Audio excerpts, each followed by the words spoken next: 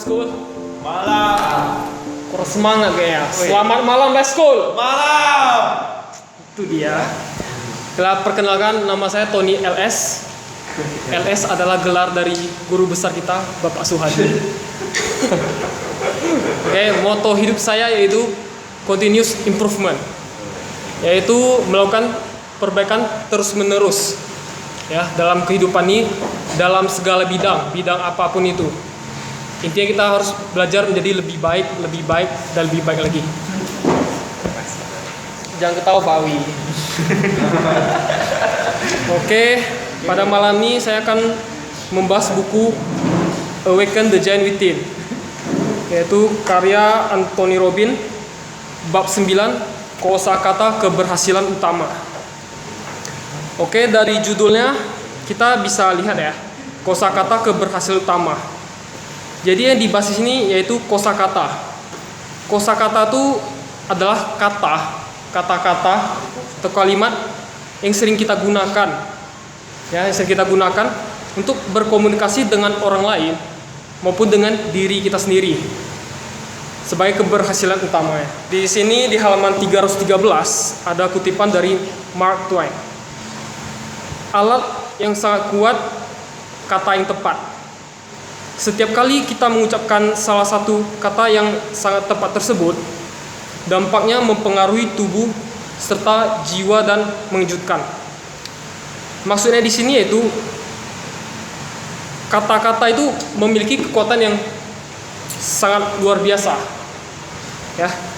Dengan satu kata itu bisa mempengaruhi tubuh dan jiwa kita.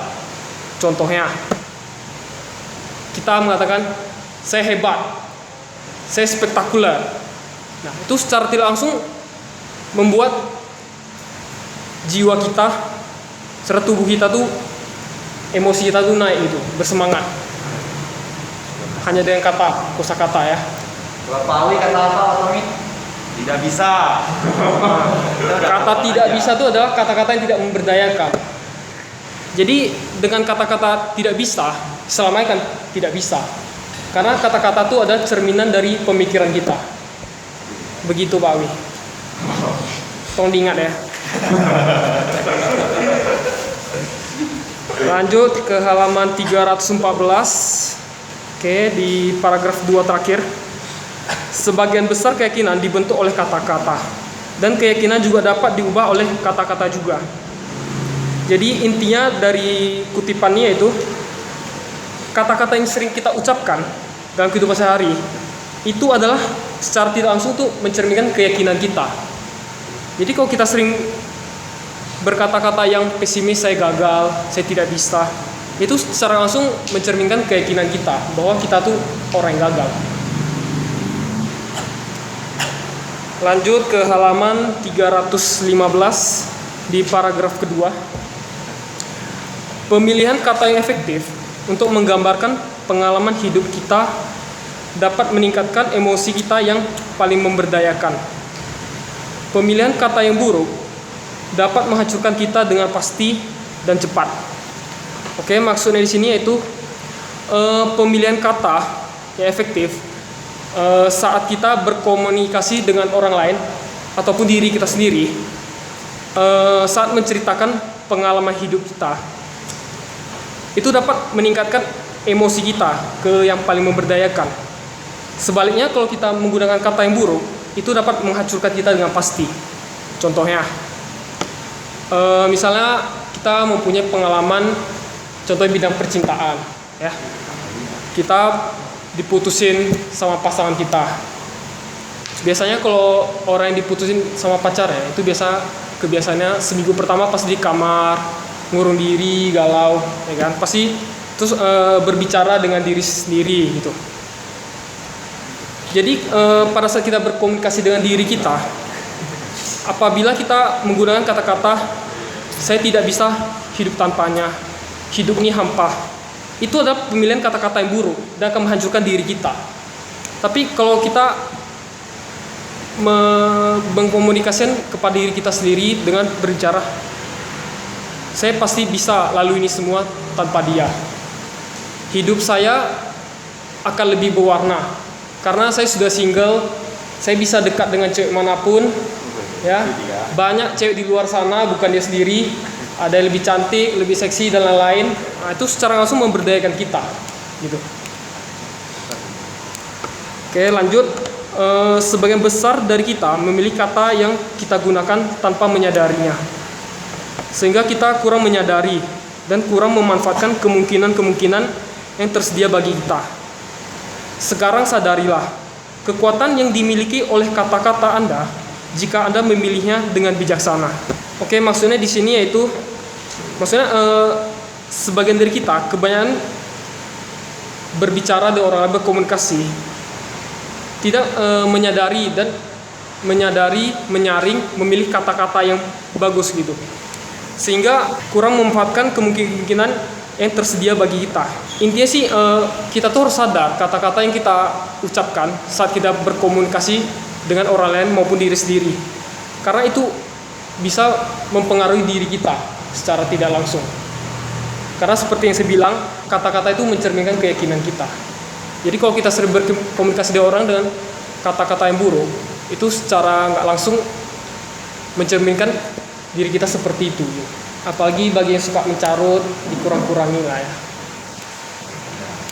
Biasanya tidak sadar. Ya. Itu udah kurangi, kenali dan tahu. Ya. Oke, lanjut di bawahnya ya. Paragraf selanjutnya baris keempat. Kita memberi kita alat untuk mengekspresikan dan menceritakan pengalaman kita kepada orang lain. Tetapi sebagian besar dari kita tidak menyadari bahwa kata yang biasanya Anda pilih juga memengaruhi bagaimana Anda berkomunikasi dengan diri Anda sendiri dan juga apa yang Anda alami. Jadi kata-kata yang sering kita gunakan itu adalah alat untuk menceritakan pengalaman kita kepada orang lain, ya kan? Kalau kita sering menceritakan kepada orang lain pengalaman kita dengan kata-kata yang kurang memberdayakan, itu mempengaruhi diri kita berkomunikasi sama diri kita sendiri. Kalau kita berkomunikasi dengan orang tidak memberdayakan, berarti dengan diri kita sendiri pun tidak memberdayakan. Sampai sini ada pertanyaan? Kalau nggak ada, lanjut ya. Kita ke halaman 316, paragraf atas yang di bold ya. Orang yang miskin, kosakata, akan memiliki kehidupan emosional yang miskin. Orang yang kaya kosakata akan memiliki banyak sekali warna untuk melukiskan pengalaman mereka. Bukan hanya untuk orang lain, tetapi juga untuk diri mereka sendiri. Mungkin ini saya bisa hubungkan ke contoh yang dibawa Pak Chen kemarin, yang ada stiker gambar-gambar tuh.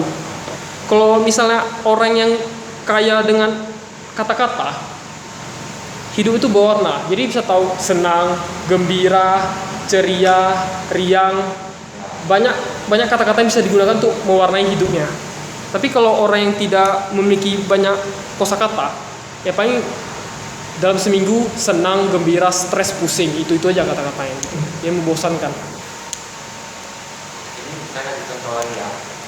Dia orang miskin kata-kata emosional miskin, kehidupan emosional miskin ya. Kita contoh cara pacaran aja lah. Kalau kita cuma ngomong ya kamu cantik, kalah bersaing sama orang lain.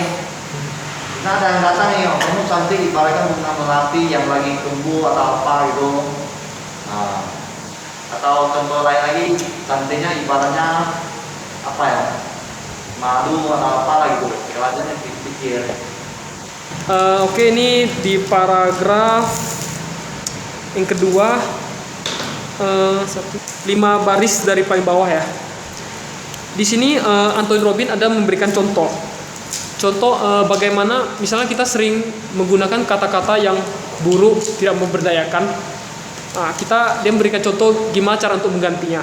Sini misalnya, jika Anda memiliki kebiasaan mengatakan Anda membenci sesuatu, Anda membenci rambut Anda membenci pekerjaan Anda membenci harus melakukan sesuatu, apakah menurut Anda ini akan meningkatkan keadaan emosional negatif Anda dibandingkan jika Anda menggunakan kalimat seperti saya lebih suka yang lain? Ya.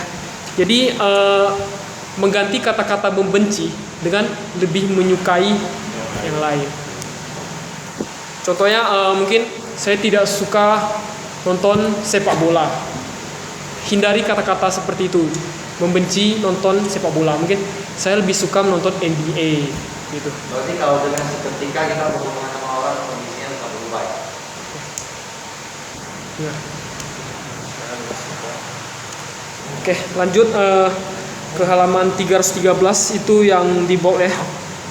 Hanya dengan mengubah kosakata yang sering Anda gunakan, kata-kata yang terus Anda gunakan untuk menggambarkan emosi hidup Anda dapat seketika itu juga mengubah bagaimana Anda berpikir, bagaimana perasaan Anda, dan bagaimana Anda hidup. Di sini dapat saya simpulkan, kosakata itu kan cerminan dari keyakinan kita. Jadi dengan kita mengubah keyakinan kita ke yang lebih memberdayakan, otomatis kosakata kita pun akan ikut berubah. Dan itu akan mengubah bagaimana kita berpikir, bagaimana perasaan kita, bagaimana kita hidup. Semua lebih mengarah ke arah positif. Kalau boleh tanya. Ya. Jadi secara tidak langsung mungkinkah kita diminta untuk menyangkali diri? Let's say di sini bilang bahwa saya, misalkan bilang saya membenci sepak bola. Seharusnya kita lebih bilang saya lebih menyukai badminton, kayak gitu. Apakah kita diajak untuk menyangkal diri kita bahwa saya nggak suka sepak bola, atau itu hanya sekedar kata-kata yang supaya buat kita lebih nggak se ekstrim itu? Nah, itu dalam tong pacen. Kurang ngerti pacen. Di beberapa buku kayak di bukunya si yang Mark Manson yang apa sih judulnya? Dia bilang tuh segala sesuatu yang terjadi tidak boleh disangkal, tapi kita harus terima kan. Berarti di sini dibilang bahwa kita tidak boleh bilang kita membenci sepak bola, tapi lebih baik kita bilang kita lebih menyukai yang lain. Apakah artinya di sini kita menyangkal perasaan membenci kita itu atau gimana?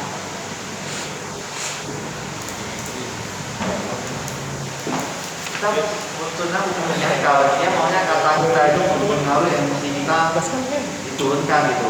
Berarti sebenarnya untuk menyangkal kita membenci itu sebenarnya juga sesuatu yang salah. Ya, contohnya misalnya gini lah ya. Contohnya, kalau misalnya kita membenci sepak bola, Iya. seharusnya kata benar itu gitu, gini, ganti sedikit. Dia misalnya gini, saya orang suka sepak bola, Anda langsung bilang sama saya, Anda membenci sepak bola. Hubungan Anda sama saya langsung hancur, Iya. ya. Tapi kalau Anda bilang gini, saya lebih tidak begitu suka sepak bola, mungkin saya daripada membenci, saya masih bisa maklumi, ya. Atau saya sama sepak bola saya tidak begitu mengerti. Ini saya masih bisa maklumi. Daripada kata Anda keluar itu membenci sepak bola, udah langsung saya ponis Anda lawan saya. Kalau saya suka sepak bola, kalau contohnya kayak ini ya. Kalau menurut saya bukan contoh yang langsung kita rubah ke yang lain gitu. Gimana kalau konteksnya kita ngomong ke diri sendiri? Apa? Konteksnya kita ngomong ke diri sendiri, bukan untuk ngomong ke orang lain. Ini ngomong sendiri ya. Iya. Misalnya mau suruh kita kerja yang kita tidak suka, Oke. ya. Kita langsung rubah katanya itu. Bukan saya tidak suka, saya belum suka aja. Beda loh ya. Ya nggak? Saya belum suka. Intinya saya pergi coba. Iya. Beda langsung. Iya. Tidak suka sama belum suka, beda satu kata aja. Menurut saya hasilnya bisa jadi perbedaan besar. Iya. Inilah yang maksud kata dia yang harus dirubah. Jelas nggak contohnya? Jelas. Jelas yang saya sampaikannya jelas nggak? Jelas pacan. Jadi yang dimaksud pacan tuh itulah kekuatan yang tidak disadari oleh kita, kekuatan dari kata-kata ya pacan ya. Walaupun beda dikit aja, tapi itu berpengaruh sangat besar terkadang. Iya. Nah, saya kan banyak baca buku. Pacan, Awi bilang bacot katanya. Tahu banget.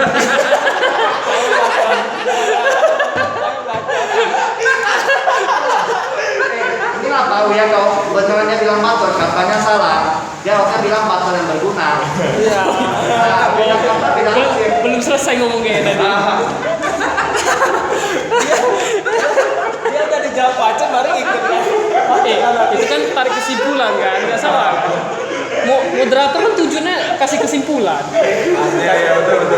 Ini nggak pernah kuliah kayaknya. Ya benar. Dia nggak guna, tapi ada guna dikit. Udah dijawab baru jawab Pak. Oke lah, lanjut ya. Ini di halaman 317. Ini nih menceritakan tentang Anthony Robbins dan kedua temannya. Ada dua teman. Jadi mereka bertiga nih sepertinya ada bisnis dan sedang rapat bisnis dengan orang lain.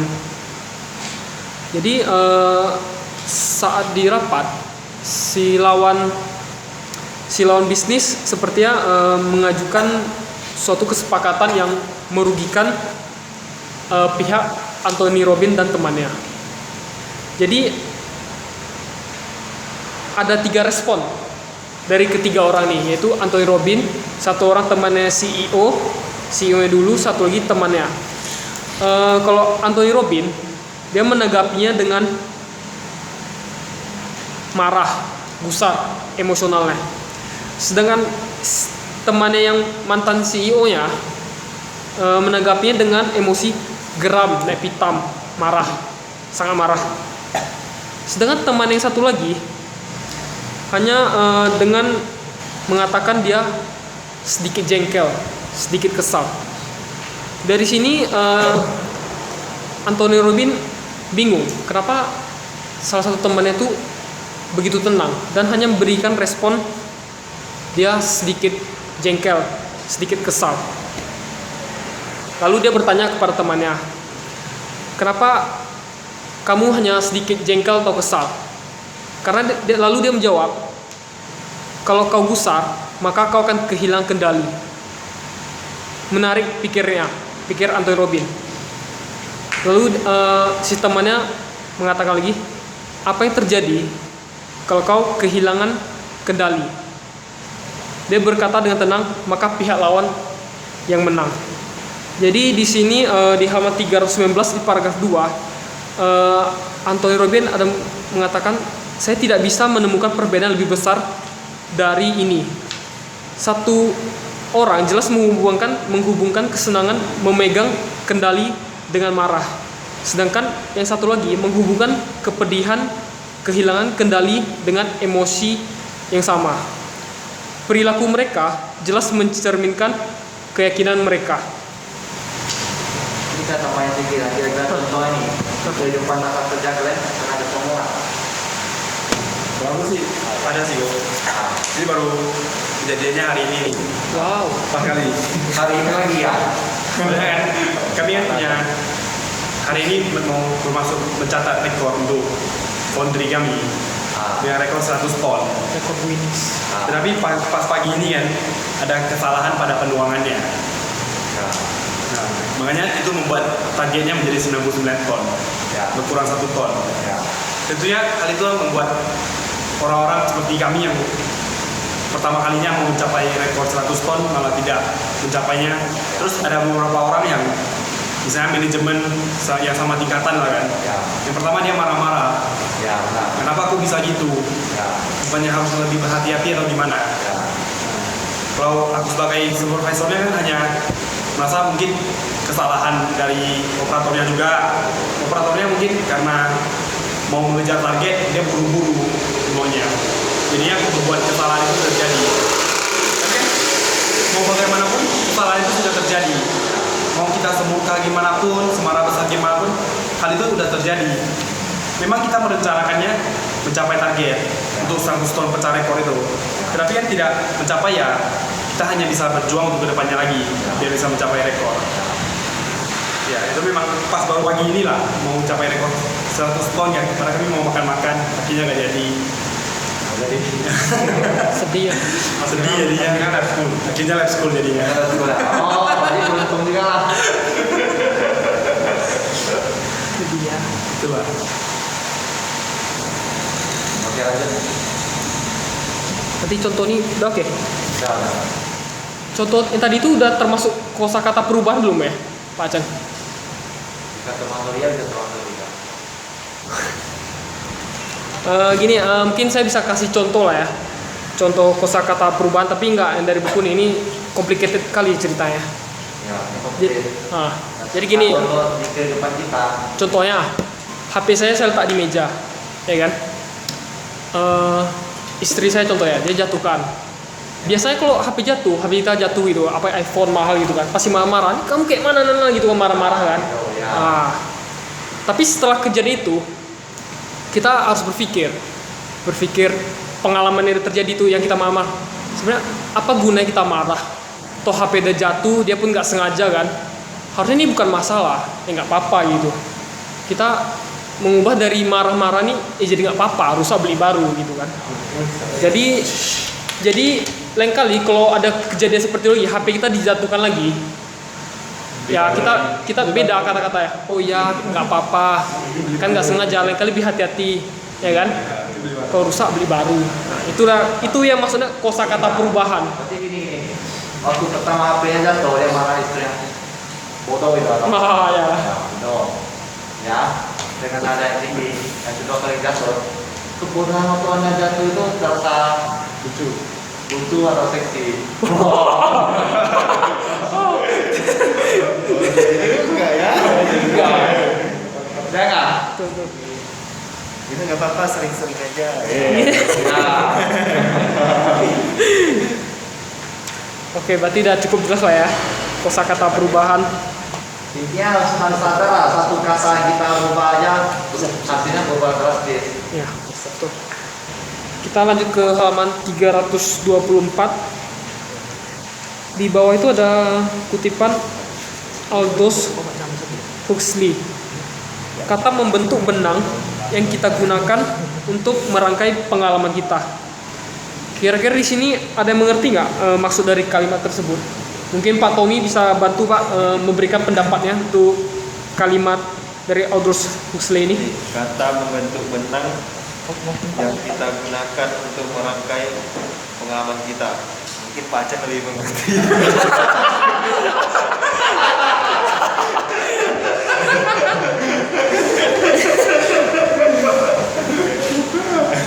Ada yang ngerti ya nih ya? Susah juga ya. Pengalaman kita itu menurut dia ibarat suatu kain. Kain itu hasil dari kata-kata yang kita ngomongkan setiap hari yang jadi benar. Benar lama-lama jadi kain, nah itulah hasil dari benar kan adalah kata-kata yang kita ucapkan. Lama-lama ucapkan kira-kira 10.000 benang atau 10.000 kata itu menghasilkan satu kain. Itulah pengalaman yang mau kita lihat. Berarti kata yang setiap hari, setiap kali kita ucapkan itulah suatu benang. Ngerti? Jelas kan? Terkonek sama metafora hidupmu. Tahu metafora?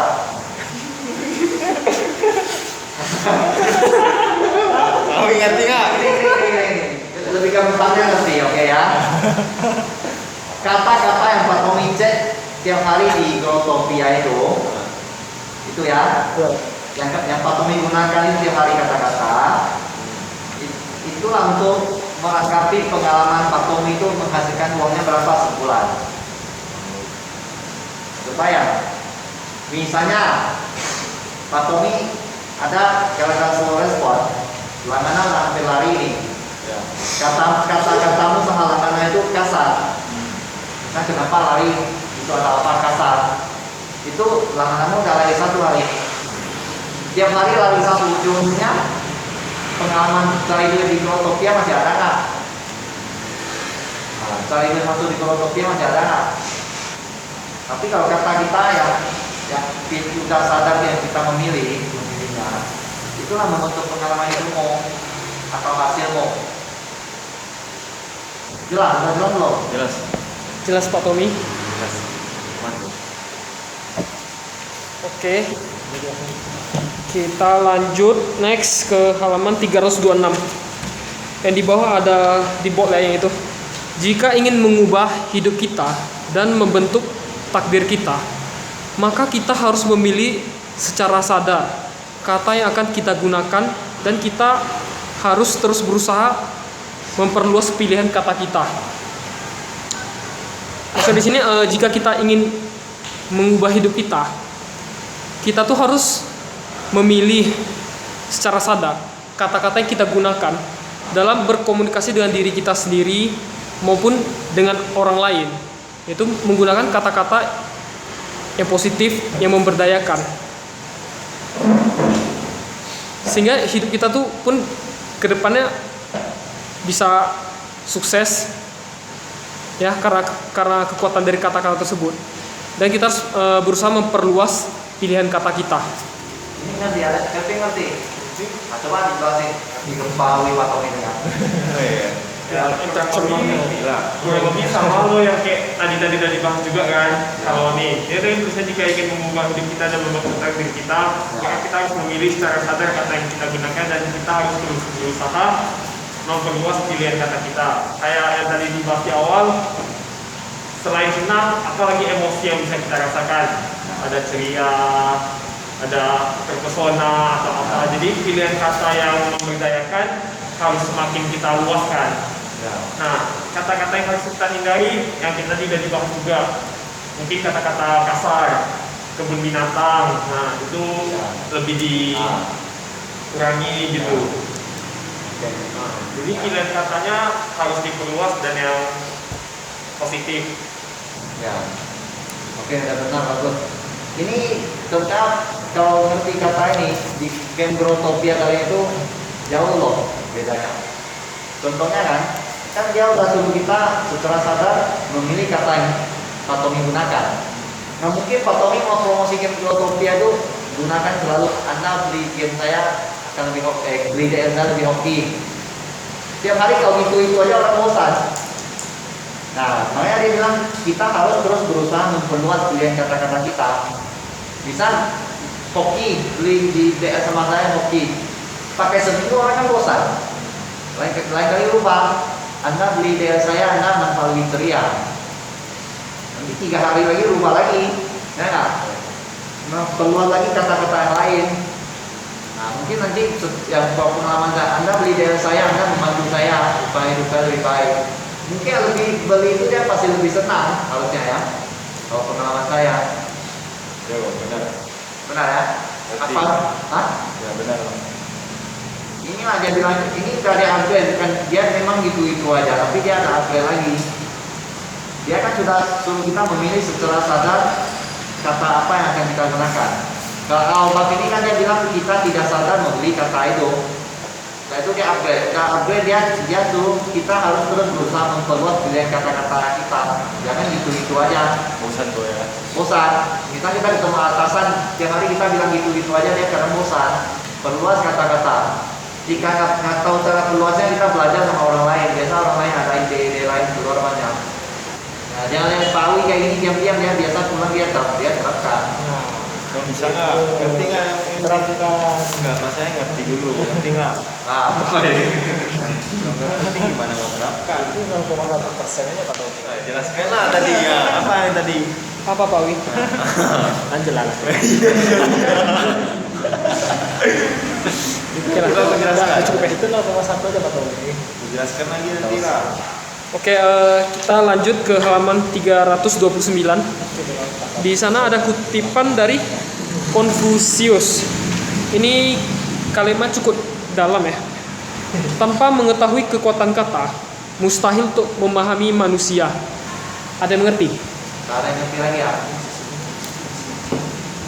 Susah mengungkapkannya dengan kata-kata. Ini kayaknya sedikit ada gambaran lah gue ya. Tapi untuk menjelaskannya agak susah. Agak susah. Iya kan, Geng? Itu dia. Kerja katanya udah berkembang. Menjelaskannya sangat susah, dia nggak bilang gitu. Menjelaskan agak susah ya. Itu dia. Coba jelasin kosakata. Coba jelasin. Kayak mana tadi? Ini ya. Tanpa mengetahui kekuatan kata, mustahil untuk memahami manusia. Benar lah. Tanpa kita mengetahui kekuatan kata-kata itu, kita tidak memahami manusia. Contohnya lah ya. Itu yang susah. Siap Aceh.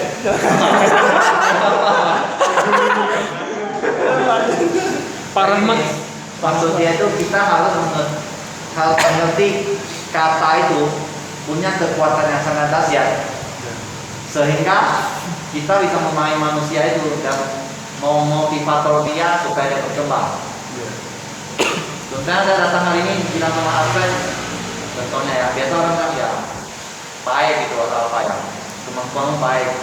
Tapi kalau kita orang yang ngomongin kata-kata itu, saya yakin Alfred kemampuannya sangat-sangat luar biasa. Kalau dibilang itu terus, biasanya kita udah pahami dia, loh. Kekuatan dia akan terbentuk. Beda nggak? pasti beda. Inilah kekuatan kata yang dia maksud ini. Tapi kebanyakan orang kan nggak perhatikan sedetail masalah ini ya. Ya. Kalau udah baca buku ini baru mengetahui loh kekuatan kita ya. Bacot ada yang belum. Masalah itu. Ya, setidaknya saya bersyukur kamu bisa nyambung, ngerti nggak?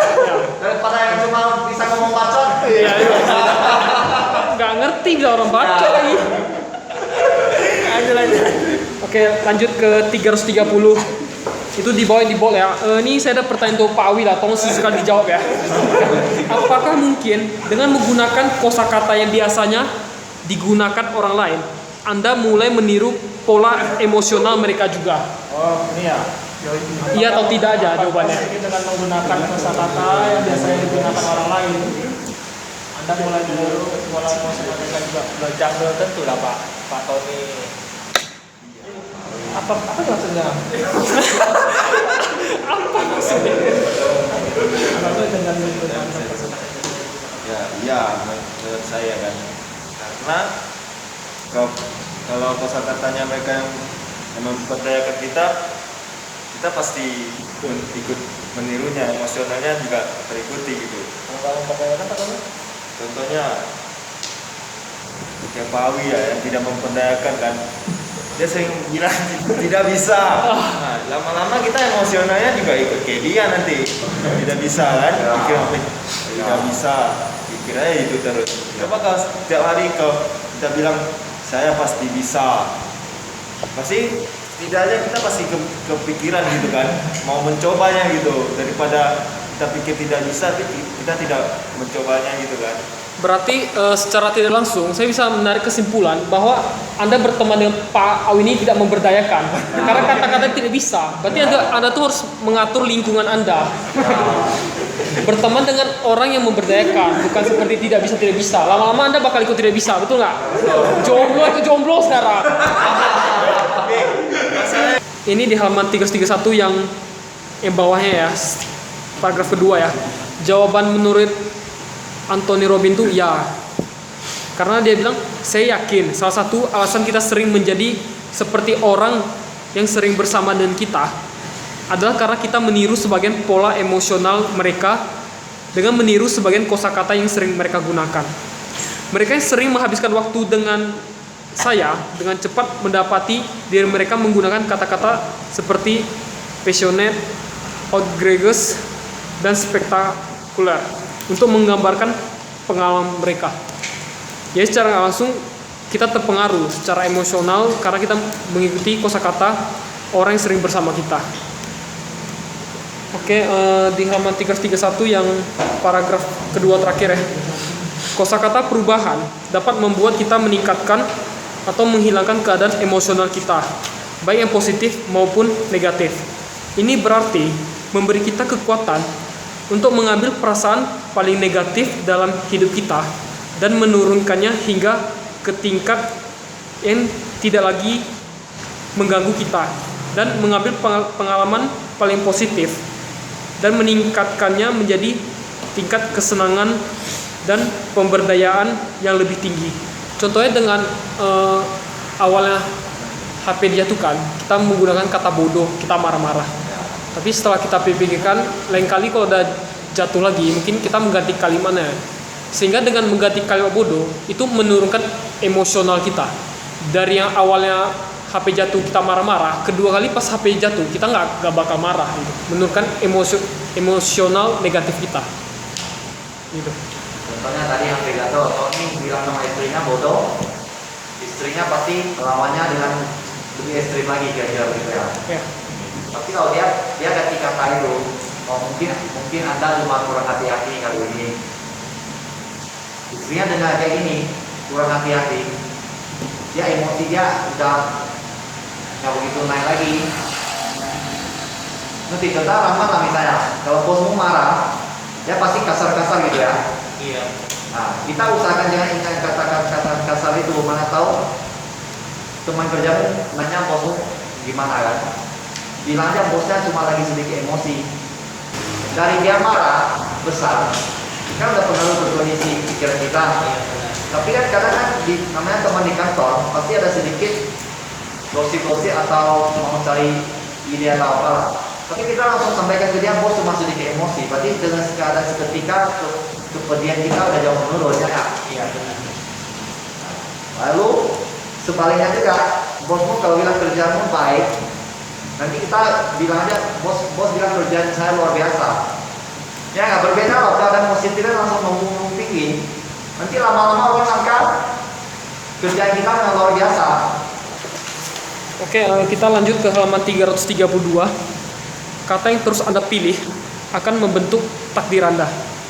Jadi Robin mengatakan, sebelumnya saya mengatakan bahwa cara kita menyajikan sesuatu dalam pikiran kita menentukan bagaimana perasaan kita terhadap hidup. Perbedaan yang terkait adalah jika Anda tidak memiliki cara untuk menyajikan sesuatu, maka Anda tidak dapat mengalaminya. Di sini Anthony Robin ada beri contoh yang di bawah itu ya. Misalnya, sebagian bahasa penduduk asli Amerika tidak memiliki kata untuk lie atau bohong. Karena bohong bukan bagian dari bahasa mereka. Selain itu juga bukan bagian dari pemikiran atau perilaku mereka. Berarti dengan dia tidak mempunyai pemikiran, ya kan, tidak memiliki cara untuk menyajikan bohong itu, maka dia tidak akan pernah berbohong gitu. Jadi mungkin yang bisa kita terapkan ya, kita tuh harus bisa menghilangkan kata-kata gagal dari kepala kita, sehingga kita tuh semoga tidak mengalaminya gitu, nggak ada kata gagal lah gitu. Benar. Kalau kata orang sukses dia nggak pernah bilang gagal, hasilnya belum sampai aja. Kata gagalnya dia hapus. Mungkin mengganti kata gagal dengan hasilnya belum sesuai dengan keinginan, hasilnya belum sesuai dengan target. Oke, di halaman 333 yang di bold tuh, jika sekumpulan kata yang Anda gunakan menciptakan keadaan yang melemahkan Anda, singkirkanlah kata-kata tersebut dan gantilah dengan kata-kata yang memberdayakan Anda. Oke, itu udah cukup jelas ya. Selanjutnya di halaman 334 di paragraf pertama ya, di sana ada dibuat menggunakan kosakata perubahan dengan efektif. Kosakata yang mengubah perasaan emosional kita itu tuh ada manfaatnya. Manfaat dari kosakata perubahan, yang pertama itu menghilangkan pola yang tidak berguna. Yang kedua, membuat kita tersenyum. Yang ketiga, menghasilkan perasaan yang sangat berbeda, lalu mengubah keadaan kita dan mengubah kita dapat mengajukan pertanyaan yang lebih cerdas. Jadi itulah kekuatan dari kosakata perubahan. Dia ada kasih contoh di bawahnya. Nah. Kalau lagi bertengkar, mereka bilang perselisihan penuh ketegangan ya. Ya, Nah, dia langsung ganti bukan perselisihan, cuma perdebatan penuh semangat aja. Dari kata berubah, kondisi seketika semua berubah. Perselisihan kan tiga perdebatan aja. Nah, ada kata perselisihan. Ketegangan dia kan tiga semangat. oke, lanjut ke halaman 335. Anda dapat menggunakan kosakata perubahan untuk membantu orang lain. Dari sini secara ringkas dari cerita Anthony Robin, dia memiliki seorang teman yang sangat frustasi dan depresi, mungkin karena masalah bisnisnya. Jadi cara dia membantu temannya ini dengan kosakata perubahan. Jadi dia menyuruh temannya untuk menghilangkan kata-kata depresi. Kosakata depresi ini sering digunakan oleh temannya dalam 1 minggu dengan menggantinya dengan kata-kata lain. Contohnya, saya merasa sedih, ya, atau keadaan saya akan membaik. Ya. Di sini hasilnya seminggu kemudian teman ini menjadi lebih positif dan keadaan menjadi lebih baik. Jadi kesimpulan mungkin karena dia di pikirannya ada kata depresi, maka dia akan mengalami depresi itu terus. Dengan menghilangkan kosakata tersebut, dia bisa lebih cepat lah untuk menghilangkan perasaan itu. Emosional depresi itu bisa hilang. Betul Pak Acen? Betul. Ini di halaman 342. Ini mungkin ada contoh-contoh kosakata ya, emosi atau ekspresi negatif yang bisa kita ubah menjadi yang lebih positif, lebih berdayakan. Mungkin ini contoh-contoh ini bisa diambil dan diterapkan dalam kehidupan kita agar kehidupan kita bisa berubah dan lebih positif. Contoh dari jijik menjadi terkejut, ya kan? Dari ketakutan menjadi tantangan dan lain-lain. Sedikit saya sampaikan Pak ya. Tadi itu dalam bab ini bukan suruh kita tidak bisa mengekspresikan apa yang kita ada, tapi dia suruh kita minta ekspresinya itu jangan terlalu ekstrim. Karena kalau terlalu ekstrim bakal menghancurkan suasana yang lebih hancur dengan kata-kata gitu. Iya, ngerti? Paham ya? Bisa kita dalam satu hal itu kita ngomong sama lawan kita cemas ini, cemas. Nanti kan dia ikut cemas juga masalah ini. Tapi yang kita gantikan bahasanya itu saya sedikit khawatir. Jadi dia pun ikut sedikit khawatir aja, bukan cemas yang berlebihan. Dia bukan suruh kita nggak bisa rasain ekspresi itu, cuma suruh kita kurangi itu kalau hal yang negatif supaya membuat suasana itu jangan terlalu hancur. Nah, kalau yang positif supaya membuat suasana itu cepat berkembang sesuai tujuan memberdayakan kita. Oke, jelas ya. Oke, lanjut di halaman 349. Ini mungkin ada contoh-contoh kata dari yang baik menjadi kata yang hebat. Mungkin ini tahap selanjutnya ya dari perubahan kosakata. Misalnya dari yang buruk, yang negatif kita ubah menjadi yang lebih lembut, gitu kan? Dari yang lembut tuh bisa kita ubah menjadi kata-kata yang hebat gitu. Ya, yang tingkat yang lebih tinggi lagi gitu. Kalau bisa mencapai ini lebih luar biasa gitu. Ini ada pertanyaan sih, mungkin untuk Pak Tommy. Woi, Pak Tommy lagi. Pak Tommy, Ya, Pak Tommy. saya mau nanya nih, apakah menurunkan tingkat emosi negatif kita selalu menguntungkan kita? Yang di mana Pak Toto? Nggak, jawab aja, nggak perlu halaman. Gimana tadi? Ulang. Gini ya, apakah kan kita bahas positif negatif? Ya. Apakah dengan menurunkan emosi negatif kita itu selalu menguntungkan? Kan kita ada tadi bahas kita positif Ya, kan? ya. Apakah pas kita lagi negatif itu emosional negatif, kita harus turunkan biar menguntungkan gitu? Ya. Atau kita membiarkannya bisa menguntungkan? Menurunkan. Menurut Bapak berarti harus diturunkan, ya kan? Berarti kalau tidak menurunkan yang negatif itu tidak menguntungkan. Ya. Alasannya? Alasannya ya. Dari Pak Acen.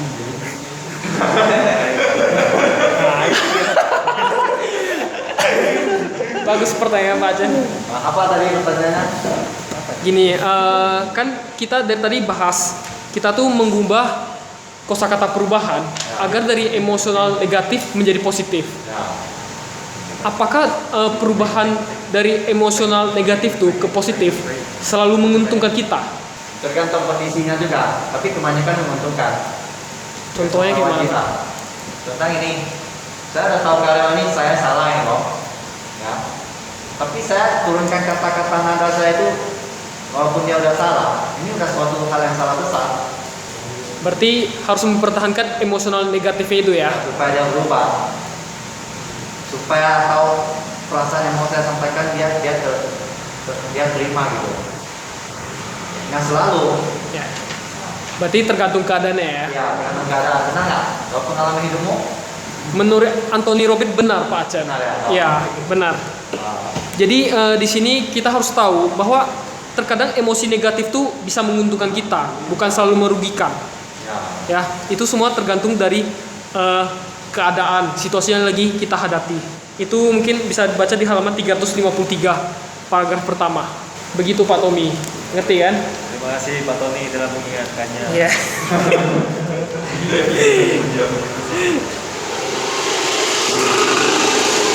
Oke, mungkin kesimpulan dari bab 9 ini yang bisa saya simpulkan itu kita tuh harus memperhatikan kata yang sering kita gunakan ya dalam berkomunikasi.